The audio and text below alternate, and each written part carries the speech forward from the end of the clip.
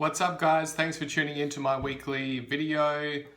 Have you got a rental property that has had a bad tenant in there, and what did you do with it? What do you do? You know, if they fall behind in rent, or if they damage the property, or they're not looking after the gardens.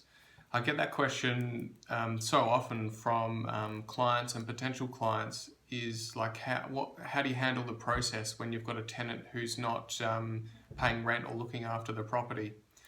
So I think, first of all, the most important thing is you should probably have an agent looking after the property for you, and then they can handle that whole process and follow the necessary legislation to manage that tenant's arrears, or have them rectify the issues in the property.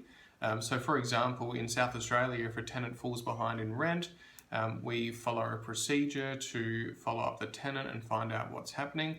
Once it gets to a certain period that they are in arrears, like for example 15 days, then you can serve them the legal notices stating they're in breach of the lease, and then you pursue it further from there, and ultimately it can end up going to the tribunal and then requesting an eviction of the tenant if they just don't pay any rent.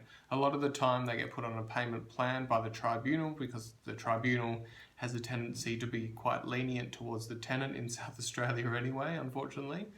Like another example is if a tenant is just not looking after a property, we can serve them a Form 2, which states they're in breach of the lease because of this reason, this reason, and this reason, and it gives them a particular period of time to rectify those breaches, and then we can re-inspect the property.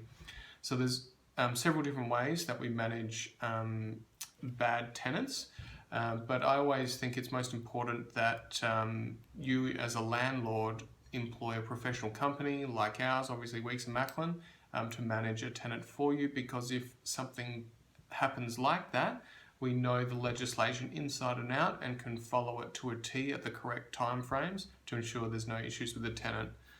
If you've got any questions about tenancies or any real estate matter, just let me know.